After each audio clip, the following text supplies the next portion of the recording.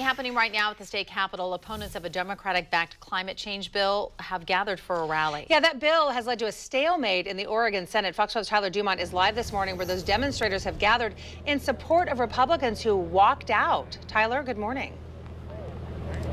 Good morning, and the rain is stopping nobody down here. In fact, it just started to really pour a couple of seconds ago. But take a look behind me. You can see the trucks have really added up here, and there's still more coming in at the Oregon State Fairgrounds. Now, this is the gathering point for these supporters that oppose the cap and trade bill, HB 2020. They're coming from all around the state for that rally set to start any time now. At this point, people are just talking to each other, really. They're staging ahead of that rally.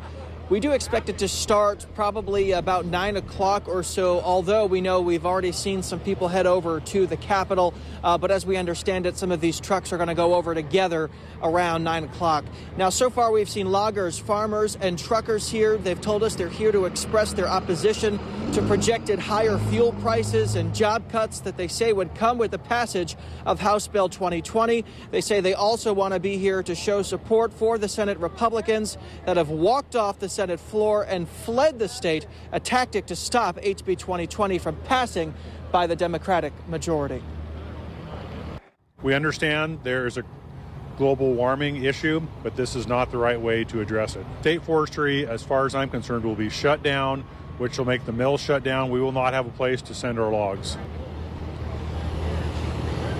This morning, there is still no indication as to when the Republican walkout may be over, despite an announcement from the Senate president on Tuesday that indicated the climate bill no longer had enough Democrat support on the floor to pass. Those 11 Senate Republicans say they remain skeptical, and they still have not reached an agreement with Democrats to return.